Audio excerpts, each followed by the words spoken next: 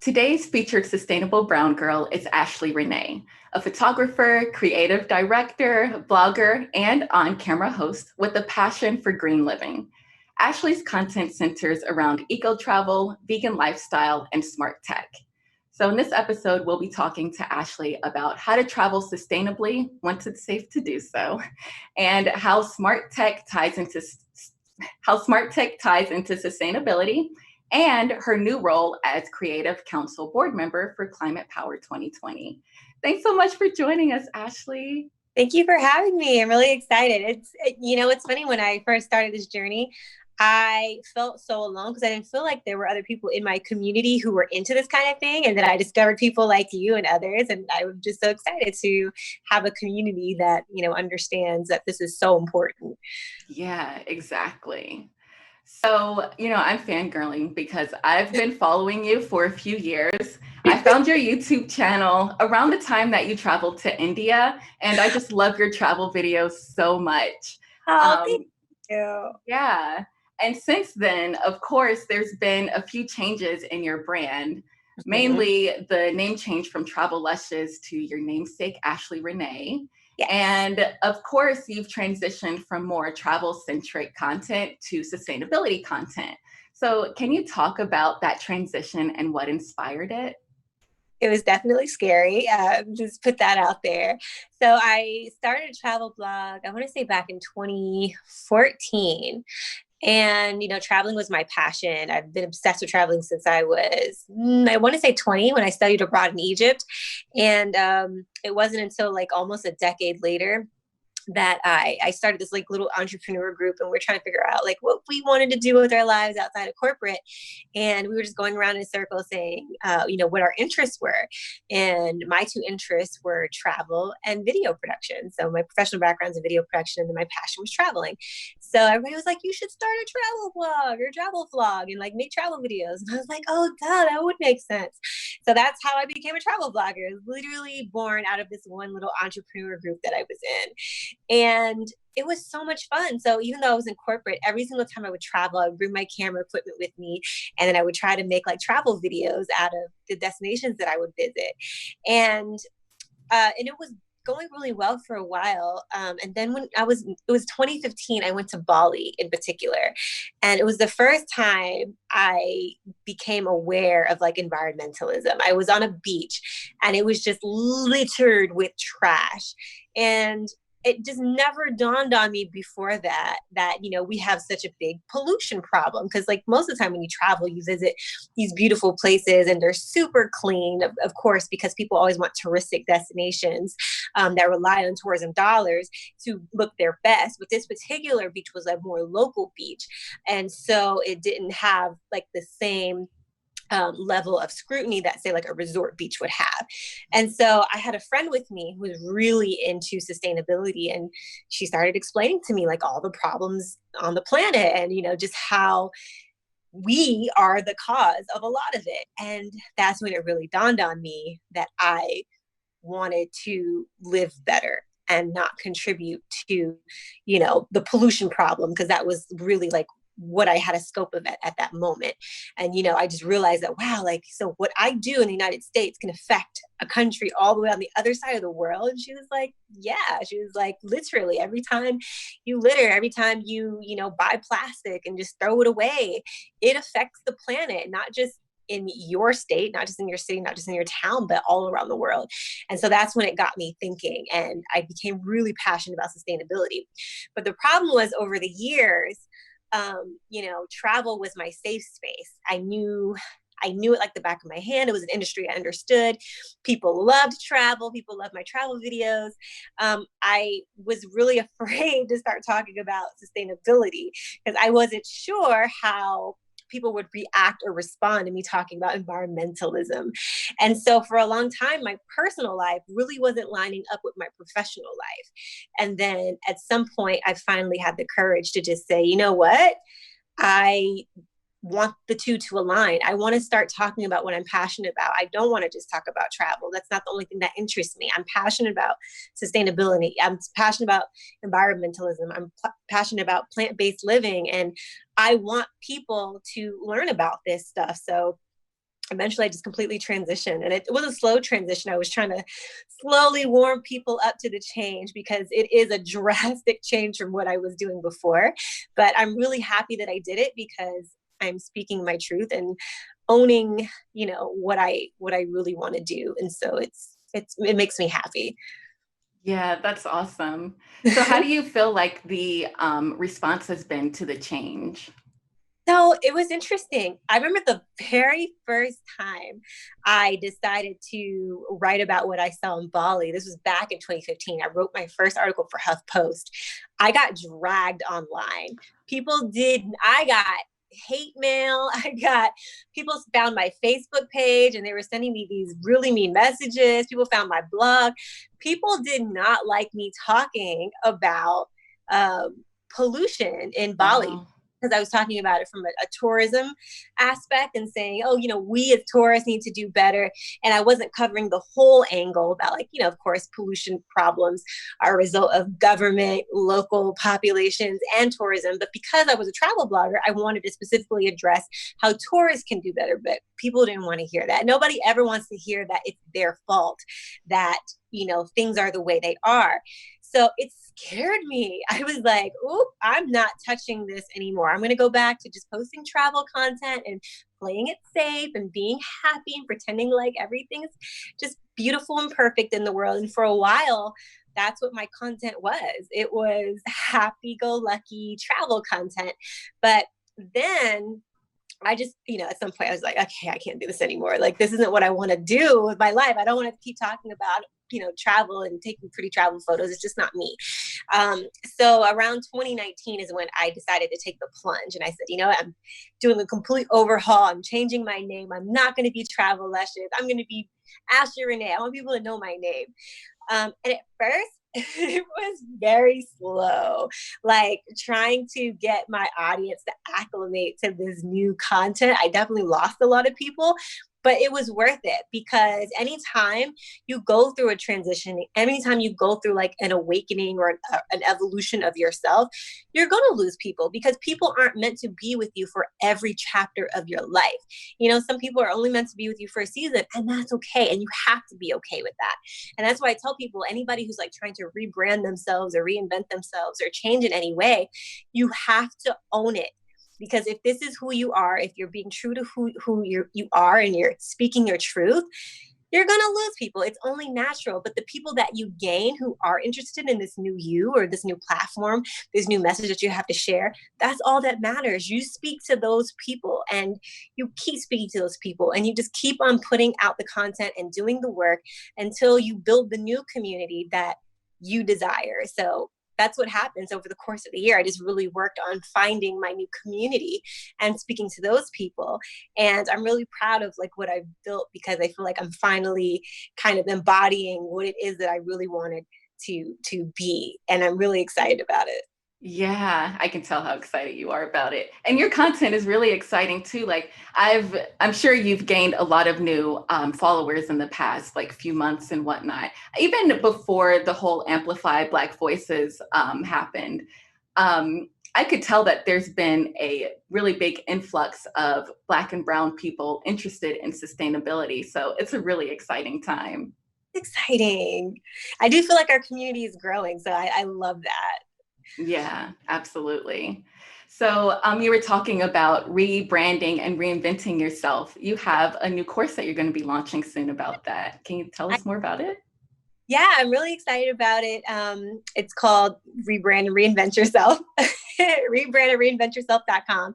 And I was inspired by my own personal journey and just knowing how difficult it can be to make that switch, to make that pivot.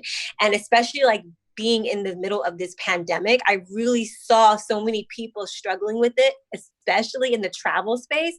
I noticed that when all of a sudden the threat of not being able to travel happened, they felt like their livelihoods were now threatened. And so I really wanted people to understand that you are more than just travel. You are not what you do in life. Like, who you are is not what you do. So I really wanted to come up with a course to teach people to like explore beyond what it is they do for a living, and, you know, learn how to share other parts of themselves. So I put together this course to kind of like teach people how to rebrand and reinvent themselves, so that they don't get stuck in any kind of boxes ever again. So I really hope that this helps people learn like all my secrets and, you know, all my tricks to like building a really solid brand that doesn't necessarily, you know, tie you down to one specific topic, but allows people to fall in love with you as a person and not just what you do. Yes, that is so important, especially, you know, because you never know what's going to happen. So it's important to be able to pivot at any time.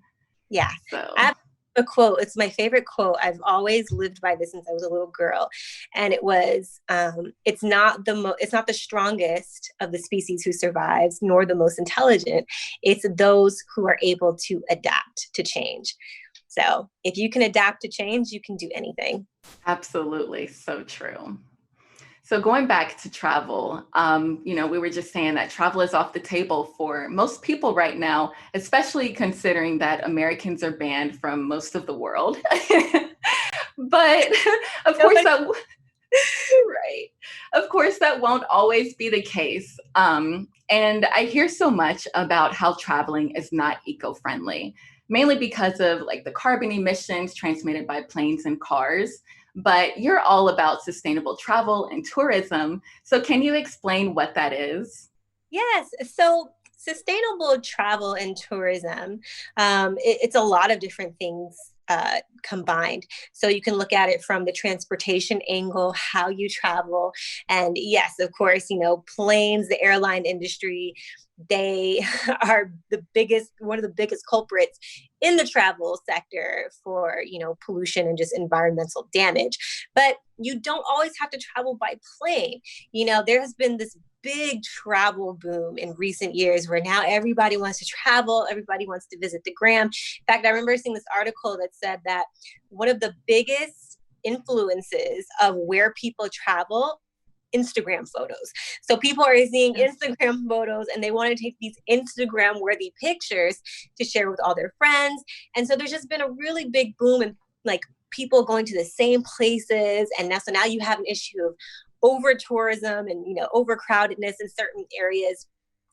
There's also the issue of local populations being exploited. Like there are so many different levels to, you know, sustainable travel. There's, you know, transportation, there's the damage that it has on local populations, there's the damage it affects on the environment. There are, you know, the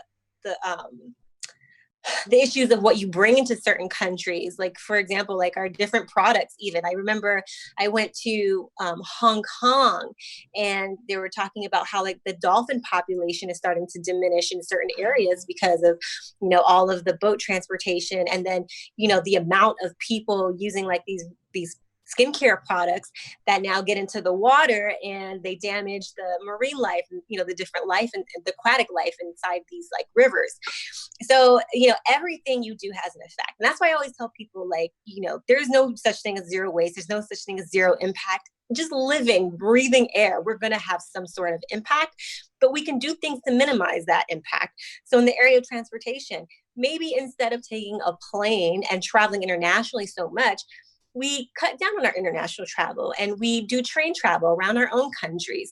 We get an electric car, we take electric car road trips. We learn to use public transportation more.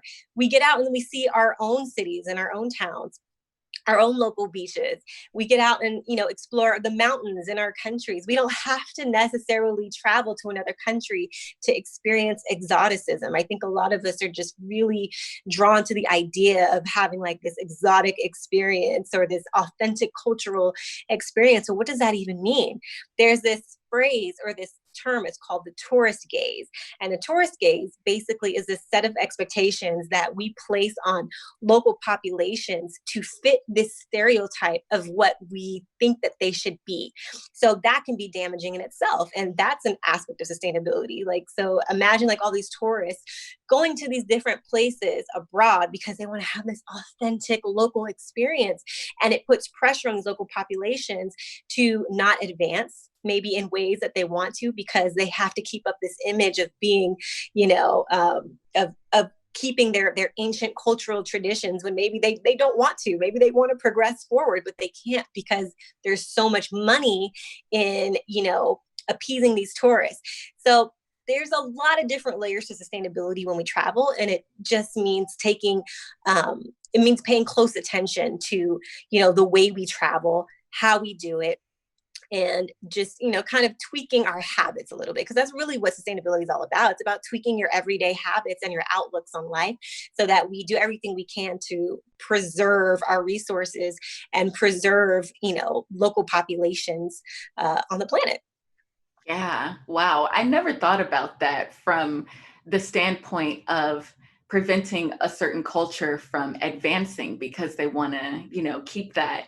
That is so interesting because sometimes when I look at videos of, I forget the mountain, but the one mountain that Mount Everest, and everyone like goes through that town, and you Yeah. see it, and it's like it looks like it really hasn't progressed. It looks like they're still in their own, little time frame. So that's Mhm. very interesting to look at it that way. Yeah, you have a lot of cases of that Yeah. where, cultures are even like continuing to do practices that might not even be healthy for them, but Mm. because every tourist wants to go there and experience it or see them doing it, they have to, because they're pressured to by their governments because it brings in money. And that's a shame. Wow. We're doing this to people because we want to have an authentic experience. So what does that even mean? Right. So true. So take more local trips Yes. and, try to avoid planes. Anything else people can do if they do want to actually go and take that international trip? Are there any other ways that they can be more sustainable? Yeah, like I said, like in the products that you bring, and this actually kind of mixes in with our everyday lifestyle habits. So, for example, instead of bringing in, or so like, a lot of times when I go to certain countries, I'll bring like a reusable bag, because think about how often you might go to a local market and you want to do like a lot of souvenir shopping. Think about how often you're going to be handed a plastic bag. And so, anything that you can do to cut down on your carbon footprint, or your impact on a country whenever you're traveling through it, bring those good sustainable habits that you have back home with you whenever you travel, because you also want to make sure that you're doing your part to preserve these countries and, these local cities that you're visiting. Just like you're trying to, protect the environment in your own area, make sure you bring those same habits with you when you travel, because they deserve to, be treated just as, they deserve to be treated with as much care as you would do like your own local town or your own country. Absolutely. Yeah. Developing those habits, like you said, at home and then carrying them with you is definitely a good choice. Yeah. So, on your Instagram and YouTube, you make a lot of vegan related content. How long have you been vegan and what made you make the switch? I've been vegan for 4 years, and it was really interesting because I didn't even know what veganism was at first. Like I had no clue. It just I accidentally went vegan. So what happened was, it was like this natural thing, because I started out one day just randomly saying, I'm cutting out red meat just for health reasons. Like I want to be a healthy, eater. And then one day I was on Facebook, and you know how like when you're scrolling through Facebook, videos automatically play and you just can't even stop it from happening. Somebody posted this 3-second video, like couldn't stop it even if I wanted to, of these baby chicks being thrown into a grinder alive. And I was traumatized when I saw it. I said, that's it. I'm giving up all animals. I'm not just red meat, but I'm giving up chicken, turkey, all that. I'll just be pescatarian, right? Because I didn't think of fish as animals, I guess. I was just like, oh, I'll be pescatarian. So I went about a year being pescatarian. And then one day I was just like, oh, well, fish have feelings too. If I'm going to stop eating animals, like, why am I still eating fish? So I was like, maybe I can be vegetarian. I'm going to give this vegetarian thing a try. And I was in Peru at the time. And in Peru, they have all these really delicious fruits and vegetables. And, for protein, they have quinoa. And so I gave it a try and I realized I didn't miss fish. I didn't miss meat. I had plenty of protein options on a vegetarian diet. And then what happened was I got home from Peru and somehow, I still don't know how this happened, I accidentally ended up following some vegan person on Instagram. Again, didn't know what it was because I thought vegans were like, extremists and hippie. And I was like, why would you not eat dairy? Like, I don't understand. You're not killing cows or anything. But then when I followed her account and I saw her post, it immediately clicked with me and I understood. I got it. I was like, oh, I see why people do it, because you're still exploiting animals. Even if you're not, quote unquote, eating them, they're still, subjected to these conditions that they didn't ask to be in. And so when I saw it that way and, saw her explaining veganism from a standpoint of exploitation, that's when it clicked with me. And I said, well, you know what? If I'm not going to eat animals, I should stand for no exploitation of any kind. And I was like, that's it. Like, it makes sense. I'm just not gonna, stand for it at all. And I'm gonna go vegan. And I never looked back. And for a long time, so I was vegan like for the animals. About a year later in 2016, I watched a documentary, I think it was Cowspiracy. And that's the first time I learned about veganism and the connection to sustainability. And I was like, oh my God, this aligns with like all my beliefs in terms of trying to preserve the earth. I didn't realize that animal agriculture was like one of the biggest environmental destructors there were. I feel so proud of myself. I'm glad I went vegan. I'm helping the planet. Yay. And so that's when I started learning about, the connection between veganism and the environment. And it was so eye-opening learning about that. And then fast forward to 2018, that's when I started paying attention to the health aspects of veganism. Because over time, I realized like just how I was benefiting personally. I wasn't really paying attention to it before, but I was like, oh, wow, my skin is better. I have so much energy. There were just so many benefits that I was starting to notice. And so that's when I realized if I want to get people to understand veganism, because, a lot of people, they don't care about the animal aspect, but if you can, because my husband told me this, he was like, if you want people to care about veganism, you gotta like talk about it from an angle that people will understand. And health is something that people can understand because it affects all of us, right? So he's like, if you can find an angle to veganism where people can care about it because it affects them directly, you might have something. So that's when I decided to start studying the health aspects of veganism. And this year I won a scholarship to study plant-based nutrition at Cornell University. And I just finished the program this week. So wow, congrats. Thank you. So it's really exciting because now I can like educate people, especially in our community, like in the Black community, because that's when I really started learning about all the food-related illnesses and diseases that our community specifically suffers from. And I realized that I could help people in my community by, talking to them about vegan diets. Yeah. Like you said, there's so many different reasons that people can become vegan. My family was vegan from the time I was like 5 for religious reasons. Oh. But I mean, since then I've started eating meat and stuff. Like I'm flexible with it. I try not to eat it too much, but I still do sometimes. Hey, a little bit goes a long way. And that's why I tell people, like, you don't have to go all the way. Like, even if you just give it a try and, even reducing your meat intake, it helps. It helps in a lot of ways. It helps animals, it helps the environment, and it helps improve your health as well. So that's great. Yeah, absolutely. So now I want to talk about smart technology. That's another big part of your brand. And you have videos and posts about your home building process and your electric car. So can you talk to us a little bit about how smart tech ties into your green lifestyle? Absolutely. So when it comes to technology, I feel like if you really want to make an impact on this world, you have to start learning about green technology, because technology is what's going to help transition the world overall into a more sustainable future. You're talking electric cars, you're talking, solar energy, you're talking energy efficient homes. Like, these are things we have to start understanding, especially because technology can sometimes be very hard for a lot of people to wrap their heads around, especially depending on like what generation you come from, right? So like my mom, for example, she might struggle with the concept of green technology because that's this whole new thing that she has to like learn that she didn't grow up learning. But here's the thing, throughout all of the years, that human beings have existed, there have always been some kind of evolutionary periods that we've had to go through in terms of like enlightenment and transitioning. For example, the Industrial Revolution, that happened and it required a lot of people to get on board with a really major change. And same thing, I think, with the embracing of green technology, a lot of us are going to have to eventually get on board. Like, this is happening.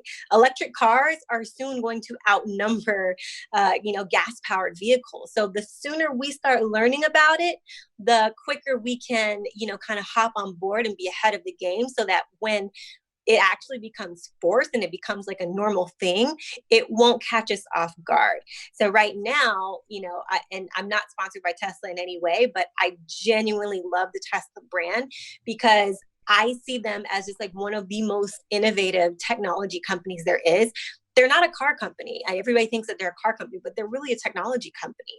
And what they did was just so revolutionary, because before Tesla came along, car companies were not trying to make electric cars. They didn't think that there was any money in it. They didn't think that people would get on board with it. They didn't see the opportunity in designing electric vehicles. But when Tesla came on the market, and now we're seeing that Tesla, is worth more than, some of the top money-making automobile countries there are, car companies are now seeing, okay, there is money to be made in electric vehicles.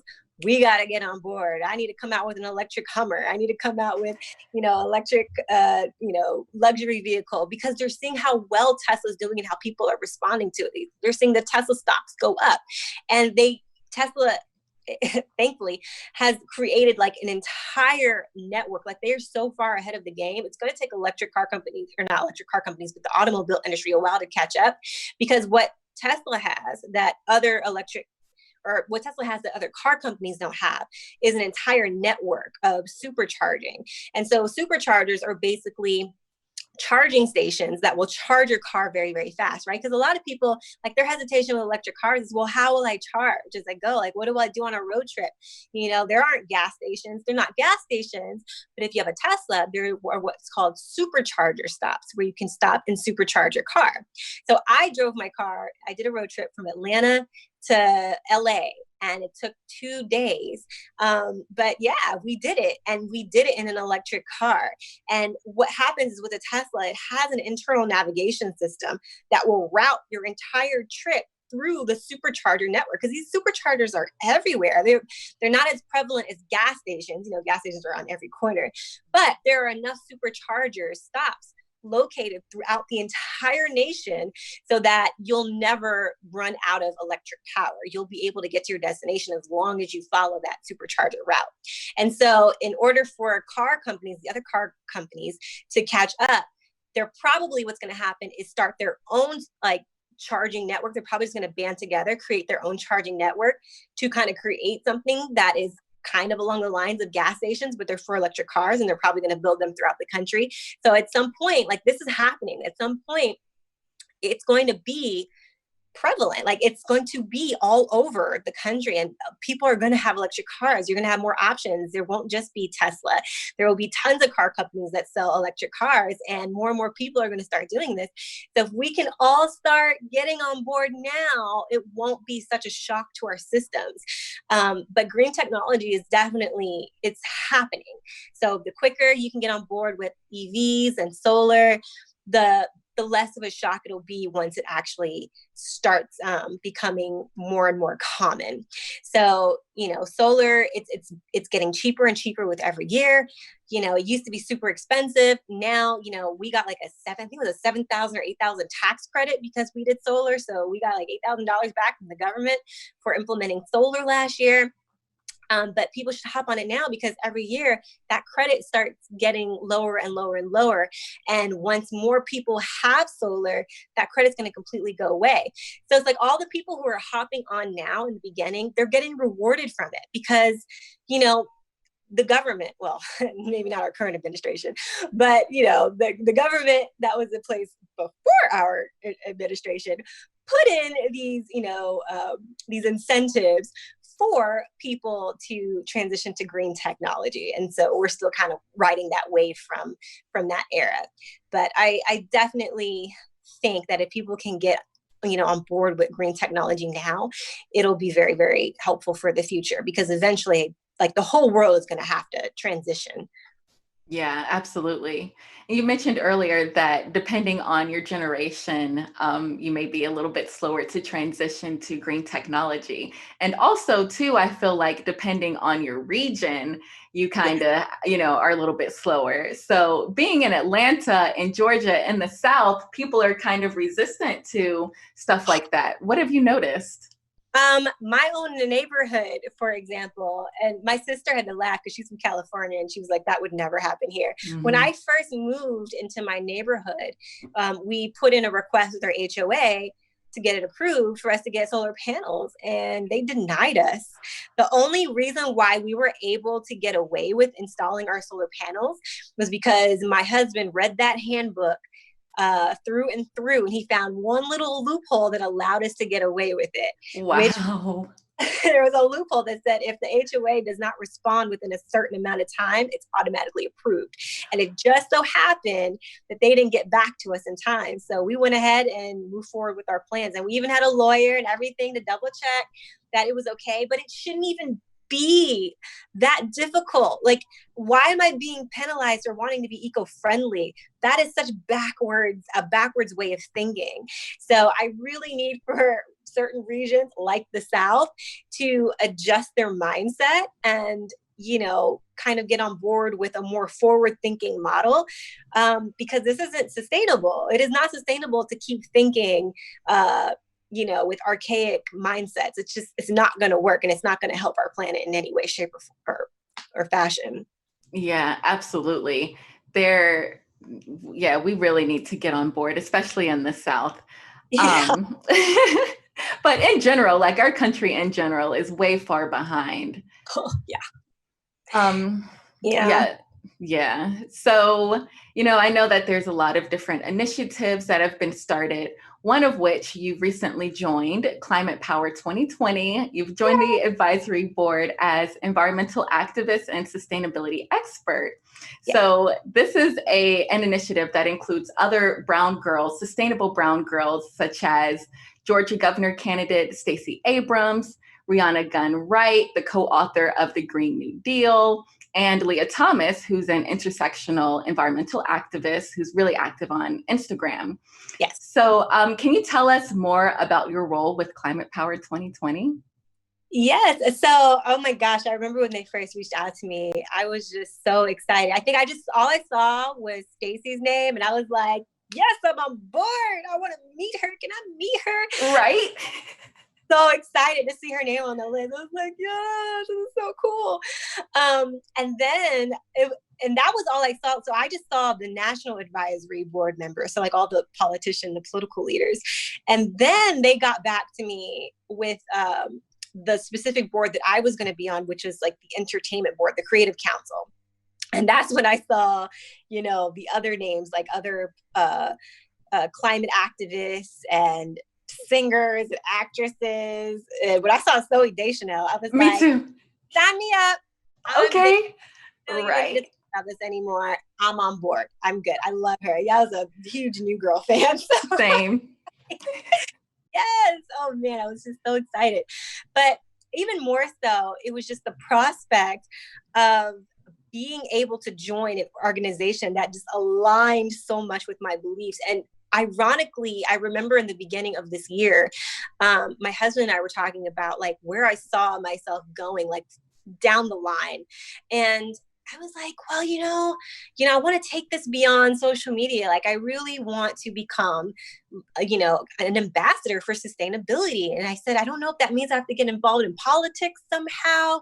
I don't know the first thing about politics, but that just goes to show that it doesn't matter what you have experience in. It doesn't matter what you do. If you have a vision for yourself, all you need to do is say it out loud and then work towards it. You can get there. I didn't think at all that anybody would ever take, a former travel blogger seriously in this kind of space, because let's be honest, like the environment, it can get very political. It is a very political topic. Given its nature and how it affects so many businesses and how it affects the government and different people who don't want us to transition to a more sustainable future, it can get very political. And so once I realized that politics might be a part of what I have to kind of get into moving forward, I just accepted it. And I said, I don't care what my background is. I don't care what my experience has been. This is what I want to do. This is what I want to get into. And I'm not going to let anybody stop me. I'm not going to let limited beliefs stop me from pursuing that. And so it just so happened that several months after I made that statement kind of out loud to my husband and to myself, I got this opportunity. So it was just so incredible to be invited to be on this board. And I felt like it was a sign that I was really walking like the path that I'm supposed to be on and owning it. So to be on a board, of a climate organization, that means that, I get to help make decisions. And especially as a Black person, I get to help influence decisions about, the creative ways in which we talk about climate, who we target, our messaging for climate, and make sure that we and our communities are included, because that's very important. One of the main things that we've been seeing during the Black Lives Matter movement is like we've been wanting a bigger push for companies, including Black voices as a part of their companies. Because if you are making decisions about, how your company is going to be run, but there are no people of color on your boards, there's no people of color who you have employed in your companies, how are you going to ensure that your messaging is reaching communities of color? How are you going to ensure that your messaging is not controversial? Because we've seen time and time again, companies completely messing up, with controversial ads that, are very offensive towards people of color. But imagine if they had Black people working on their boards or on their teams, maybe that wouldn't have happened, because they would have had somebody say, hold up, that's not a good idea. Maybe don't put a monkey on a t-shirt. Like, that's probably not a good idea. You know what I mean? Like, if you have people who actually understand the culture working for you, then you have people who can speak up for our communities. But, a lot of these companies, they don't hire Black people, or they don't hire people of color. So I think it's very, very important what they did, including the voices of brown girls, who can make sure that our community's interests are represented for such a very important topic, which is climate action. Yes, absolutely. So well said. I'm so excited for you and to see how, all the things you're going to do with that. So, I guess with the shutdown in COVID, you haven't really been able to do any events, but do you know of anything that's like being planned, or any, things they have planned? Oh, yeah, that's the thing. I think this pandemic has really caused a lot of people to shift their ideas of events. So basically what I'm seeing now is just more events kind of happening virtually versus in person. I can't think of anything in specifically coming up that I can recommend that people join. I do know I've just been invited to do a lot of lives and a lot of podcasts, keynote speaking, and join panels and stuff discussing sustainability. I was very honored. I just did a panel with Mashable, and it was about sustainable transportation and sustainable tourism. So that was really big to have that kind of access to such a big audience to talk about a topic like this. I definitely feel like sustainability is becoming a almost like a buzzword in a sense. Every company wants to be able to say they're sustainable. Every, outlet wants to be able to cover the topic. So I'm seeing sustainability becoming a much bigger topic for people to discuss and address more and more. So I definitely think events are you're going to see a lot more events around sustainability, and even veganism, happening going forward.